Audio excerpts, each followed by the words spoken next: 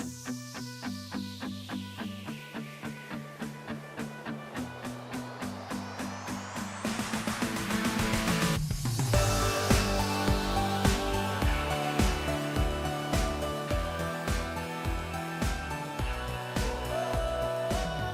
on est reparti pour une après-midi au Virtual Global Azure. Et donc, on démarre l'après-midi avec une session sur Kubernetes avec Oussem qui va nous raconter comment déployer des applications dans Kubernetes dans Azure. Donc, c'est parti. À toi le tour, Oussem. Super. Merci, Aymeric. Bonjour à tous. Donc, dans cette session, on va voir dans 45 minutes comment déployer des applications sur Kubernetes. Donc, c'est 100% de démo. Donc, on va voir une première partie pour containeriser une application. Donc, on va générer les containers Docker pour cette application.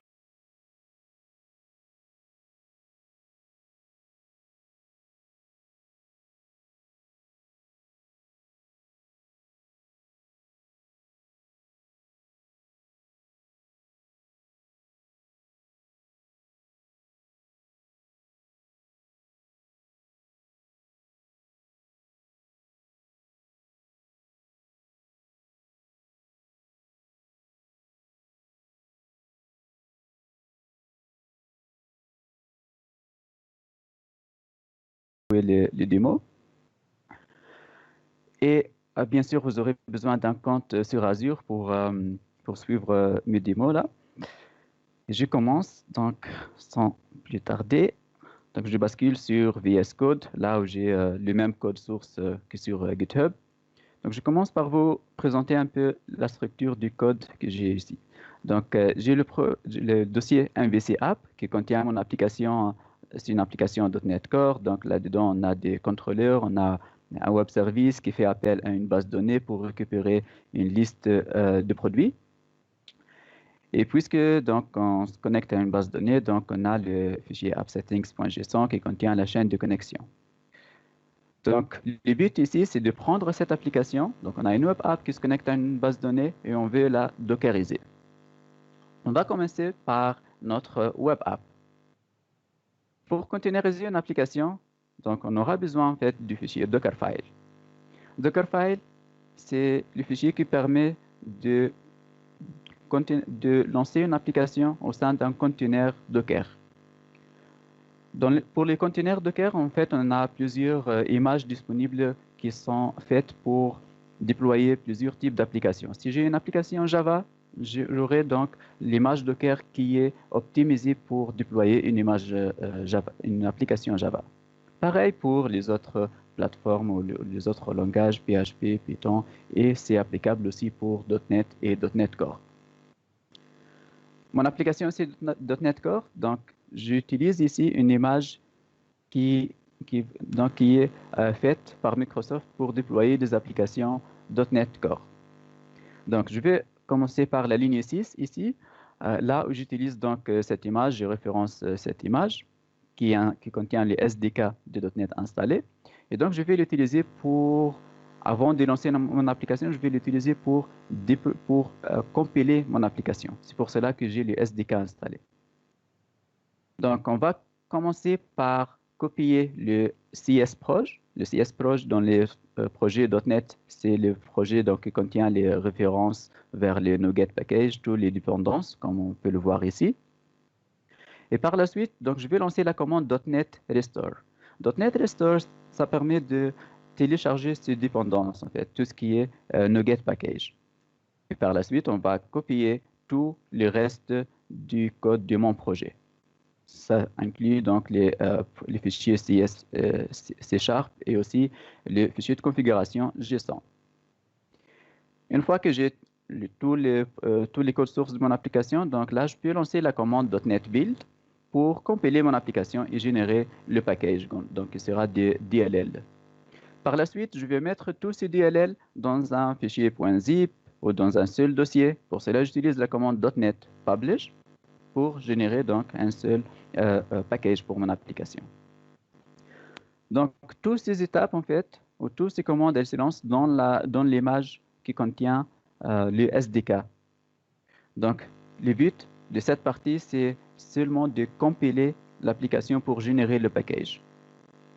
Une fois qu'on a généré le package, on veut donc le déployer sur sur une autre image Docker, qui sera la première, celle-là en fait, qui contient, c'est une image Docker qui contient toutes les dépendances pour lancer une application ASP.NET Core. Là, j'utilise la version 3.1 d'ASP.NET Core. Et donc là, je vais utiliser cette image qui est référencée par les alias base. Et à partir de la ligne 16, ici, ce que je fais, en fait, c'est que je copie le output de l'image du build dans l'image du base, dans l'image qui contient le runtime de mon application.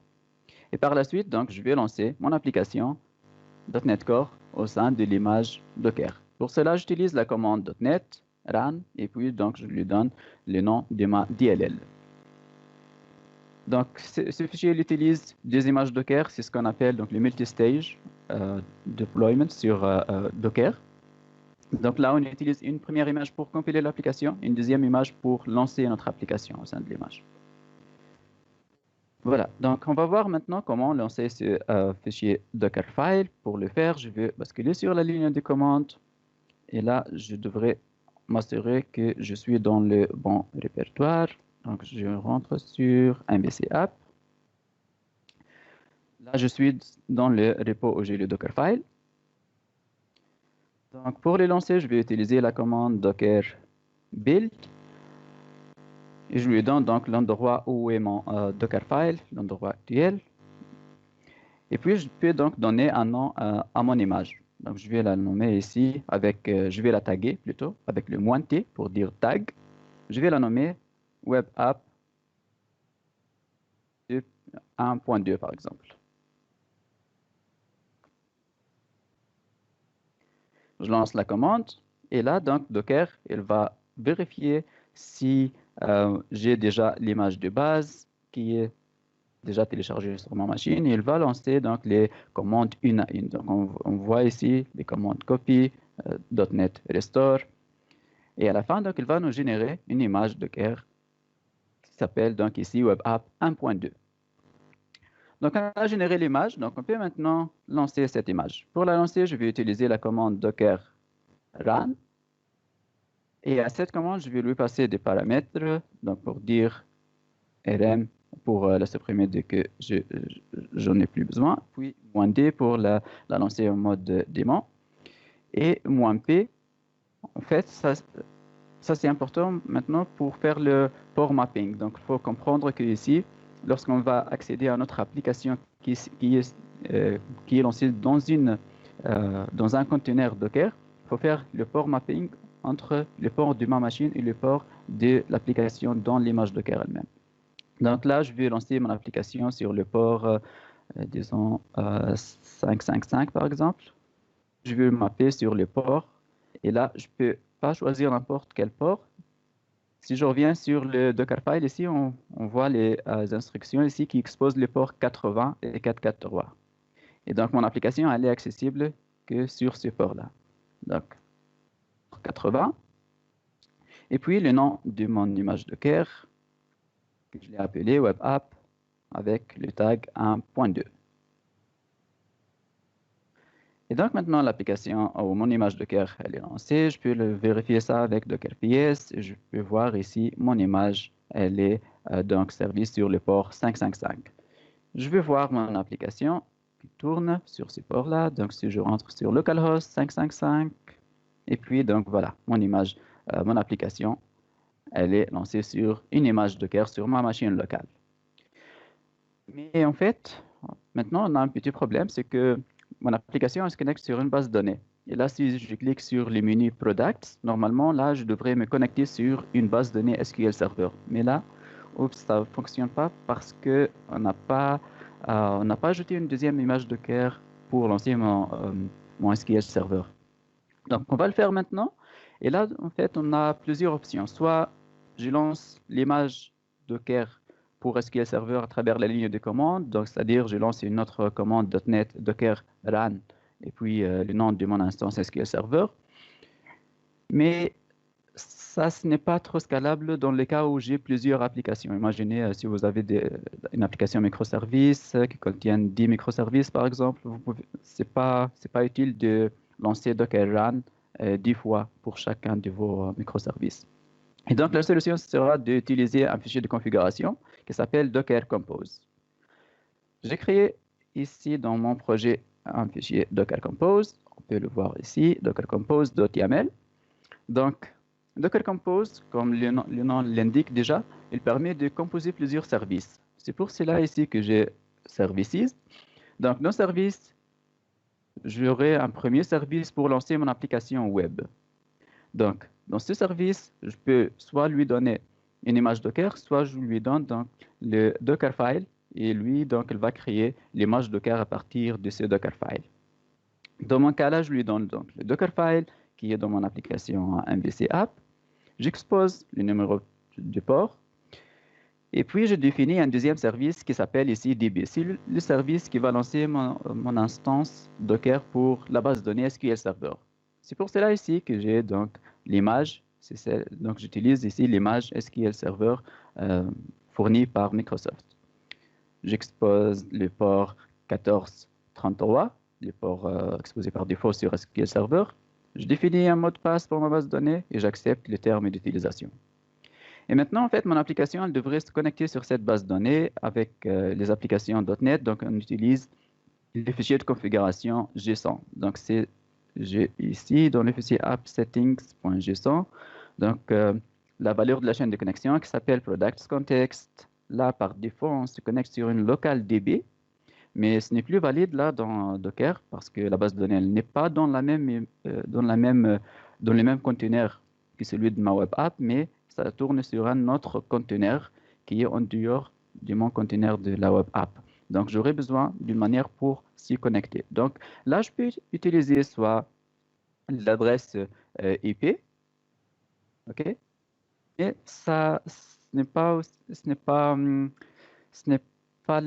l'idée la plus propre pour le faire parce que on sait l'adresse IP peut changer. Et donc, il y en a une solution fournie par Docker qui est d'utiliser le nom de service. Donc, on voit ici l'adresse de mon serveur, c'est DB. DB, c'est quoi? C'est le alia qui est ici, c'est le nom de mon service. Donc, c'est-à-dire ici, c'est Docker qui va faire la résolution de ce nom de service DB. Donc, lui, il va le changer avec l'adresse IP de mon conteneur pour la base de données. Cool. On va lancer ce fichier Docker Compose. Donc, on devrait être dans le bon répertoire. J'ai ici mon Docker Compose. Pour les lancer, donc, je vais lancer en fait une première commande, docker-compose build. Cette commande, elle va me permettre de compiler le fichier Docker Compose pour générer les images requises. Donc là, il m'a régénéré mon image pour la web app. Donc, on voit bien ici les mêmes instructions, .NET Build et tout. Donc, ça a généré l'image. Maintenant, pour lancer le Docker Compose, donc, je vais utiliser une deuxième commande qui est ici Docker Compose App. Docker Compose App, donc, elle va lancer mes deux services pour SQL Server et mon service pour la web app. Donc, maintenant, il est en train de lancer SQL Server sur ma machine locale. Et maintenant, donc, j'ai les deux conteneurs qui tournent sur ma machine. Je peux le vérifier ici. Si je fais Docker PS, je peux voir donc les deux images Docker qui sont lancées sur ma machine locale. Maintenant, pour accéder à notre application, on va y accéder à partir du numéro de port exposé ici, qui est le 8008. Donc, je reviens là, et là, j'essaye de lancer localhost 8008. Et là, voilà, donc mon application qui est lancée sur une image Docker encore, mais en utilisant Docker Compose. Et cette fois, si je vais sur Products pour essayer de récupérer une liste de produits, voilà, maintenant mon application, elle se connecte sur une base de données sur un container SQL Server. Et je peux là donc ajouter et supprimer des produits. Voilà. Donc, Docker Compose, c'est ce qu'on utilise sur nos machines locales en environnement de dev pour tester les images ou les containers Docker sur notre machine en local. Maintenant, on va passer à la deuxième étape pour déployer cette application sur Kubernetes. Et donc là, avant de parler de Kubernetes, on devrait en fait publier nos images Docker.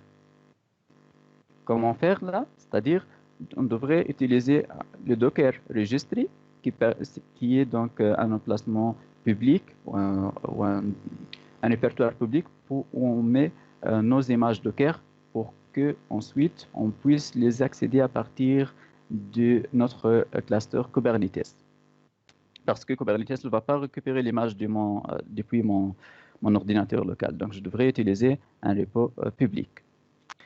Donc là, je vais utiliser, donc il y en a en fait plusieurs options. Soit on peut utiliser Docker Hub comme étant un container registry, ou je peux aussi utiliser dans Azure, on a le service ACR.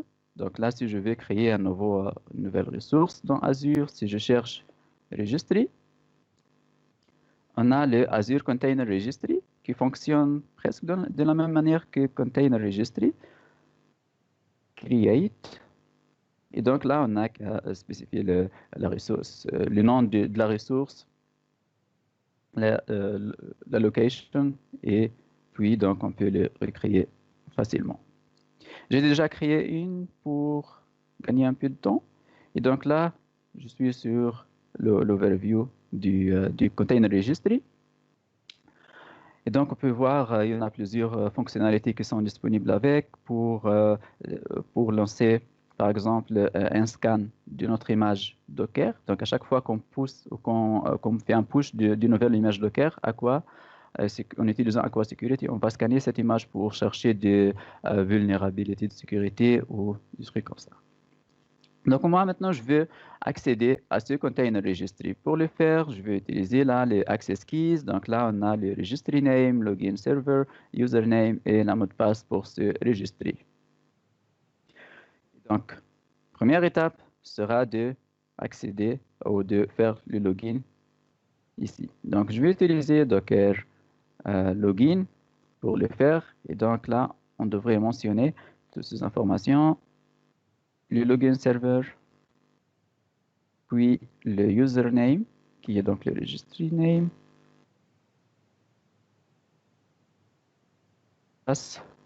qui est celui-ci.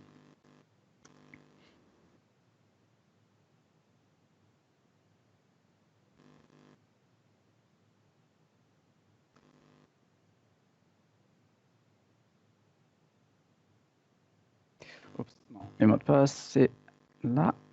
C'est pas le bon là. Je vais mettre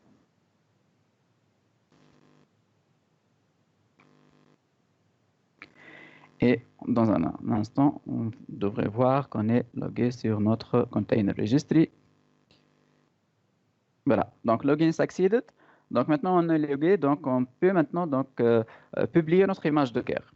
Pour le faire, notre image en fait, elle devrait être retaguée parce que on devrait ajouter en fait le nom du login serveur ici. Donc mon login serveur c'est ça.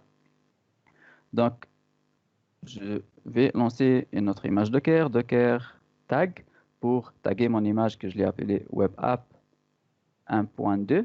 Je vais la taguer avec le nouveau tag qui contient donc le nom de mon registry. Je l'appelle encore web app 1.2. Taguer instantanément. Et là, donc, je peux commencer là à pousser mon image avec le nouveau nom. Donc, je n'ai qu'à lancer la commande docker push pour pousser cette image. Là, je ne vais pas le lancer, sinon ça va consommer toute ma bande passante pour Internet. Et donc, moi, je l'ai exécuté avant. Et ici, donc, après exécuter la commande, on aura en fait, si on va sur ACR Repositories, on peut voir notre image Docker qui s'appelle ici Web App. Et on peut voir donc les deux versions que j'ai publiées avant, la version 1.1, 1.0 et 1.1.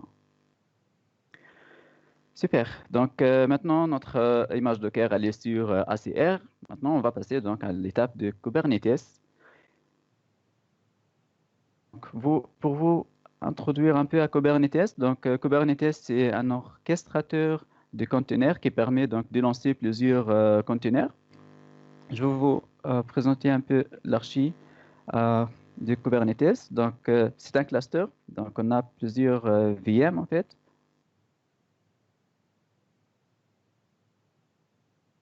C'est ce qu'on appelle aussi les nodes. Chaque VM s'appelle node dans Kubernetes. Un deuxième node, un troisième, et on peut avoir plusieurs en fait. Sur ce VM, donc, on peut déployer des images Docker, c'est-à-dire forcément, il y aura en fait Docker qui est installé sur chacune de ces images. Donc là, pour imaginer, on a le Docker runtime, ici aussi, et pareil sur la troisième image. Et pour maintenant déployer une application dockerisée sur Kubernetes, on aura donc notre développeur qui sera ici. Il va donc écrire des fichiers de configuration. Il va dire, par exemple, là, je vais déployer ma web app. Je vais déployer, par exemple, 5 instances de cette web app.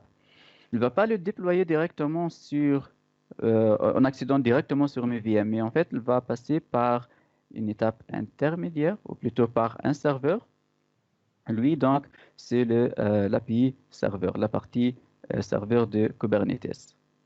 Donc, ici, on aura cette partie master, ou le control plane. Et donc, elle contient plusieurs composantes là-dedans, notamment les API serveurs et plein d'autres composants.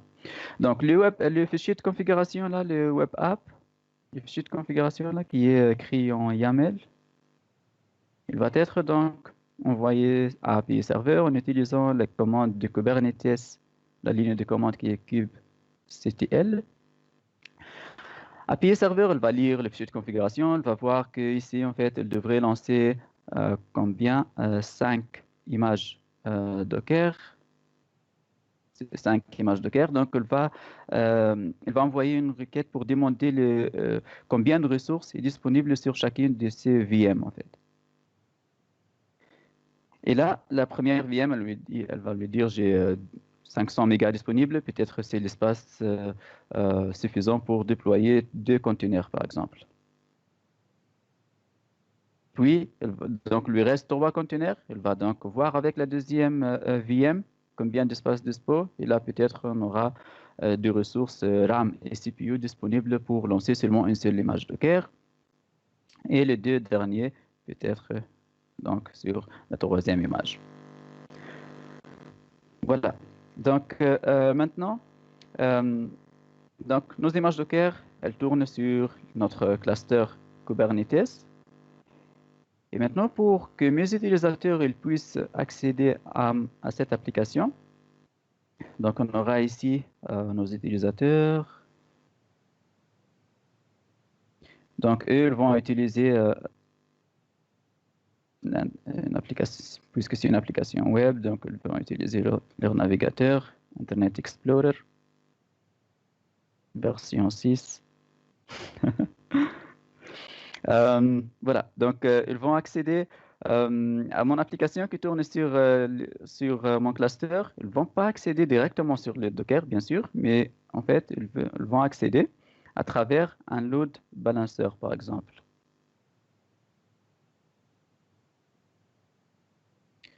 Et après, le load balancer, il va être donc configuré pour rediriger le trafic vers les différentes images Docker qui sont sur les nœuds. Voilà, donc le cluster, ça c'est l'archi générale de Kubernetes. On a les offres managées de Kubernetes sur le cloud, notamment l'offre AKS, Azure Kubernetes Service. qui est donc managée sur Azure, c'est-à-dire elle va utiliser les VM de Azure et elle va aussi utiliser le load balancer de Azure et elle va utiliser aussi notamment donc les disques sur Azure. Donc là, elle va faire appel à l'API de Azure pour créer un Azure Disk, par exemple, et plein d'autres ressources, comme notamment ici le load balancer ou les adresses IP statiques et tout. Voilà, donc regardons maintenant comment on peut créer ce cluster AKS sur Azure. Donc, je vais basculer sur le portail d'Azure et je vais revenir ici sur mon dashboard. Je vais créer une nouvelle ressource. Et tout de suite, on peut voir ici Kubernetes Service comme l'un des services populaires sur Azure. Je choisis Kubernetes Service.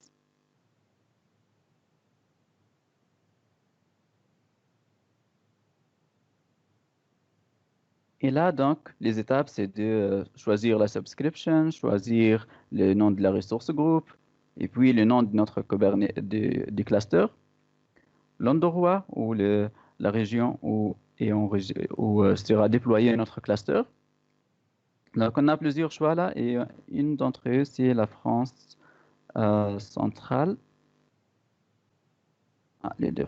La région en France centrale. Donc, on peut déployer un cluster Kubernetes sur Azure en France. Puis, la version de Kubernetes, donc chaque 3 mois presque, il y en a une nouvelle version de Kubernetes qui sort. Et donc, nous, on supporte jusqu'à la version 1.17 aujourd'hui. Puis, pour configurer notre cluster, rappelez-vous, ici, on a des différentes virtual machines. C'est à nous, en fait, de choisir le nombre de ces machines virtuelles et leur configuration en utilisant ici le change size. Donc, on aura une liste des groupes de VM où on peut donc choisir celle que l'on veut. Puis, donc, on peut choisir le nombre qu'on veut en allant de 1 jusqu'au 100 ou même plus si on le veut. D'autres configs ici pour configurer les nœuds pool. Donc là, Kubernetes, en fait, les nœuds ici, par défaut, ce sont des nœuds Linux, mais on peut aussi ajouter des nœuds Windows. C'est pour cela qu'on a ici l'option d'ajouter soit d'autres nœuds Linux qui utilisent différentes VM. On peut ajouter des nœuds Windows si vous avez des applications comme des applications .NET Framework qui tournent que sur du Windows, par exemple. Puis d'autres options, le Virtual Node, c'est ce qui permet de faire la partie scalabilité de vos clusters parce que dans les clusters ici, si vous avez par exemple 3 nœuds, vous êtes toujours limité à la capacité de vos 3 nœuds en fait. Mais si vous voulez scaler, soit vous ajoutez des nœuds ou vous pouvez utiliser le service ACI qui permet donc d'atteindre une scalabilité presque infinie. Puis la partie authentification, là où vous pouvez utiliser Airbag ou pas pour activer la sécurité sur votre cluster. La partie networking pour si vous voulez donc customiser ou créer un private cluster qui sera plus accessible depuis l'extérieur, mais depuis une VNet par exemple. Et une partie intégration, donc là vous pouvez donc intégrer votre cluster AKS à votre Docker registré. Et ça c'est important ici. Moi je l'avais faite, mais là elle est encore grisée cette option qui est encore en preview. Donc ça vous permet en fait permet à Kubernetes AKS de s'authentifier automatiquement sur votre container registré. Donc, il n'y aura plus besoin d'ajouter le login et mot de passe à votre Kubernetes, à votre cluster. Donc, ce sera géré par un service principal sur Azure.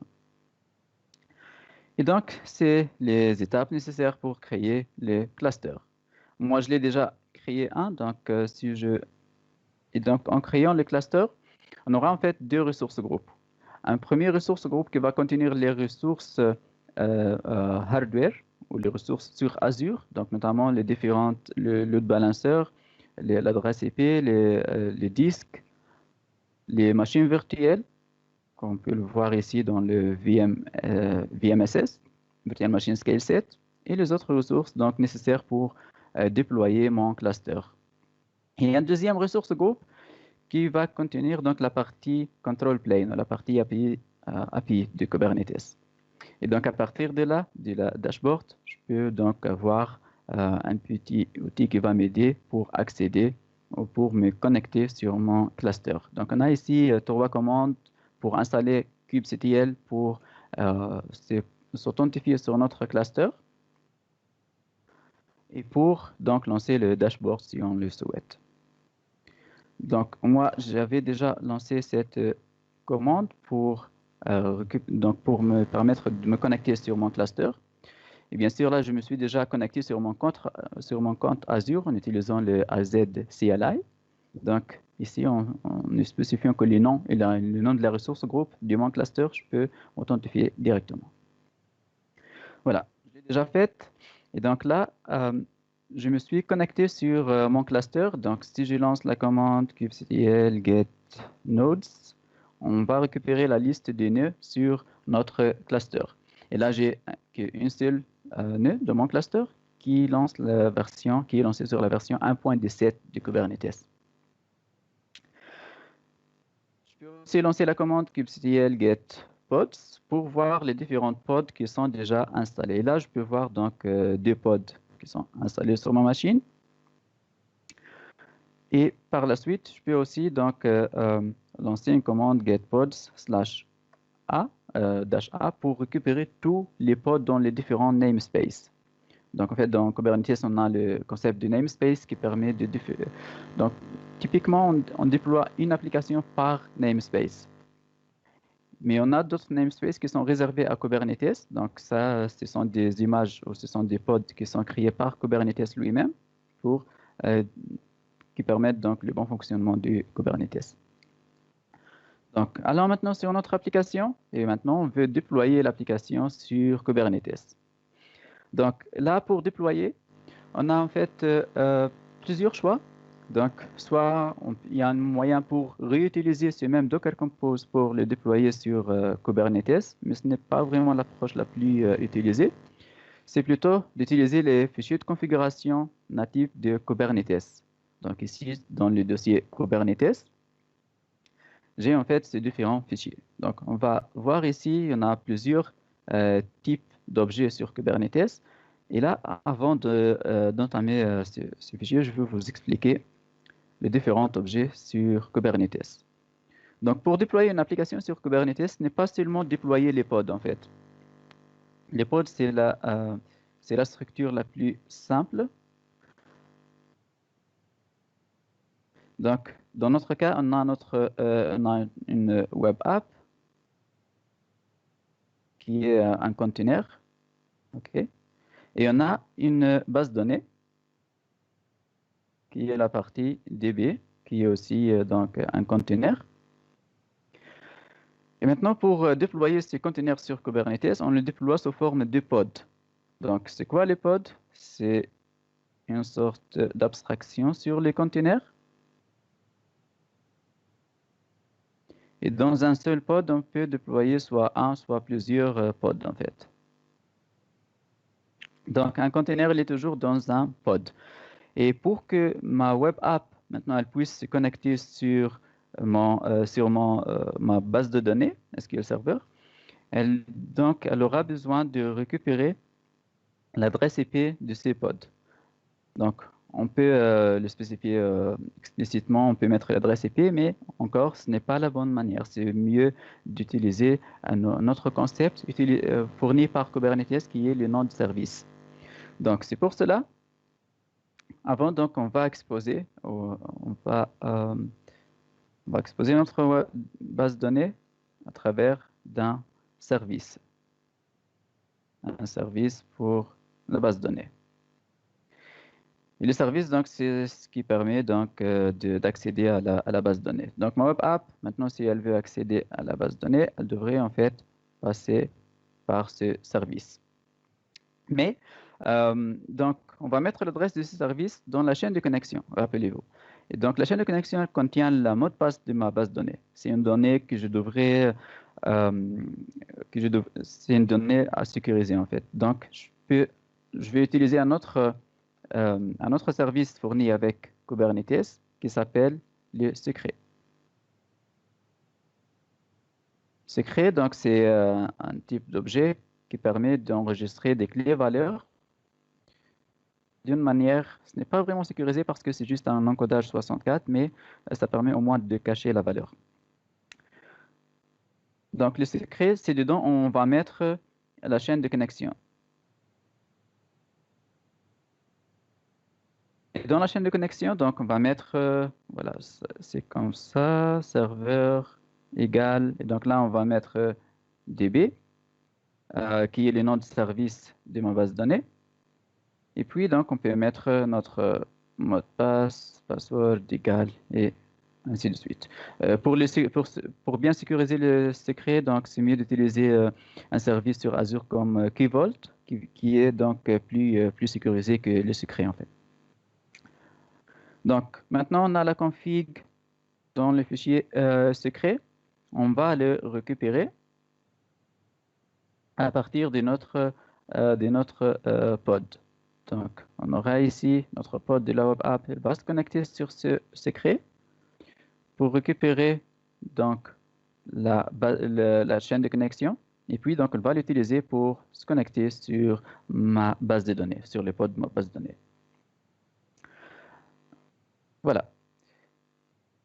Donc, ça, c'est concernant donc, la communication entre les deux applications. Maintenant, pour ma base de données, il y en a un point important à ne pas oublier, c'est qu'en fait, ici, ma base de données, elle peut être dans les conteneurs lui-même. OK? Mais ça, ce n'est pas une bonne idée. Parce que les conteneurs, il peut crasher, il peut être redémarré. Et dans ce cas-là, on va perdre notre base de données. Donc, une meilleure solution sera de mettre cette base de données dans un disque sur Azure, par exemple. Donc, puisque Kubernetes peut communiquer avec l'API de Azure, donc on va lui demander de créer un Azure Disk, comme on l'a déjà dit. Et on peut faire ça en fait à travers des objets Kubernetes. C'est ce qu'on appelle le PV, Persistent Volume. Donc, c'est ce qui permet de monter un volume ou de monter un disque sur Kubernetes. Et notre base de données, donc, elle sera sur ce disque. Voilà. Donc, si on perd le conteneur, la base de données sera persistée sur ce disque, en fait. Maintenant, pour nos utilisateurs, pour qu'ils puissent accéder à cette application, comment ils vont faire? Donc, ils sont là, ils utilisent leur Internet Explorer version 6. Et là, donc, ils vont se connecter sur notre web app. OK? Mais pareil, on a dit, donc, il n'y a pas une communication directe avec les pods. Donc, tout doit passer par un service. Et donc là, on va créer un service pour la web app. Et ce service-là, en fait, il va utiliser le type load balancer. Parce que je veux donc fournir une adresse IP publique pour mon service. Et là, donc, mes utilisateurs ils vont se connecter sur le load balancer. Le load balancer il utilise le service. C'est ce qui permet donc la communication avec les pods de ma web app. Voilà, j'espère que c'est clair. Donc, on va passer maintenant à expliquer ces différents objets sur un fichier YAML. Là, donc, j'ai plusieurs fichiers YAML, en fait. On va commencer par le premier qui va déployer notre application web. Donc, c'est le type, là, on utilise déploiement. Dans le type déploiement, c'est là on va donc mettre l'adresse de notre image Docker. Donc là, elle est sur mon container registry sur Azure. Et le nom de mon container, c'est la web app 1.0. On peut ajouter d'autres configurations comme la limite de l'utilisation en mémoire et en CPU de ce container. Et ici, en fait, j'ai la configuration pour accéder, pour récupérer la chaîne de connexion, la nouvelle chaîne de connexion qui va être utilisée dans Kubernetes. Donc là, je vais la récupérer à partir d'un config map. Dans ce chemin, en fait, je vais vous expliquer le secret, mais config map, c'est pareil à ce que faisait le secret. Il permet d'enregistrer des clés valeurs, mais elles ne sont pas encodées. C'est enregistré en clair. Donc, je vais vous montrer ici le config map que je l'ai créé dans un fichier séparé. Il a un nom, et puis dans la partie data, c'est là on spécifie donc la clé. qui est DB Connection String, et ici, donc, la valeur. Et notez bien ici, dans la valeur, donc, là, je l'ai mis en clair. Donc, on a ici les noms du service de notre instance SQL. Donc, en parlant de notre instance SQL, si je vais ici sur MS SQL Deployment, donc ici, j'ai en fait un service qui s'appelle MS SQL Service. Donc, c'est ce que j'ai utilisé ici pour le référencer. Ce service, donc, c'est lui qui va rediriger le trafic vers mon instance SQL Server. Donc là, j'ai bien mis l'image de mon SQL Server. Et puis, donc, je l'ai configuré pour utiliser un mot de passe pour l'admin et pour donc monter un volume qui va être le disque Azure. Donc, c'est pour cela que j'utilise ici le Persistent Volume Claim qui est défini dans ce fichier MSSQL PV Azure. Donc, c'est dedans là, on va parler à une API Azure Disk. On va créer un disque managé en utilisant le Persistent Volume Claim. Et ce disque, en fait, il aura 1 giga de stockage. Donc, c'est là où on utilise donc une classe sur Kubernetes pour provisionner ce disque. Par la suite, donc, on monte ce disque pour enregistrer la base de données dedans. Voilà. Donc, revenons maintenant à notre MVC deployment. Donc, ici, on a aussi le service pour la web app qui, lui, donc, il utilise le type load balancer. C'est ce qui va me donner une adresse IP publique pour mes utilisateurs. On va passer maintenant pour déployer cette application.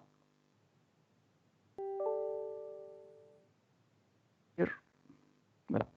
Je devrais être dans le répertoire Kubernetes. Et là, donc, je vais commencer. Donc, pour déployer notre application, on va utiliser la commande kubectl apply ou create -f. Et là, donc, je passe les fichiers de configuration YAML. Ou plutôt, je vais les passer tous. Donc, apply -f. Et comme ça, donc, je peux donc, déployer les fichiers de configuration sur Kubernetes. Je l'ai déjà fait, cette étape. Donc, après, c'est ce qui m'a permis de faire kubectl get pods pour récupérer mes pods sur Kubernetes. Donc là, je peux voir les pods de mon application MVC et les pods pour ma base de données SQL Server qui tourne. Voilà. Maintenant, pour que je puisse donc accéder à cette application, je vais utiliser la commande kubectl get services pour récupérer, donc pour mon MVC service. Donc, elle utilise un load balancer, donc elle aura une adresse IP externe qui est celle-là en fait. Donc, je la copie, je vais essayer de lancer mon application sur navigateur. Et là, voilà, donc j'ai mon application qui tourne sur Kubernetes. Et là, je peux même voir les produits. Et là, mon application se connecte sur une base de données. Et encore, je peux donc créer des produits là-dedans. Voilà, donc c'est l'essentiel de ma démo. D'autres petits détails en fait avec Kubernetes.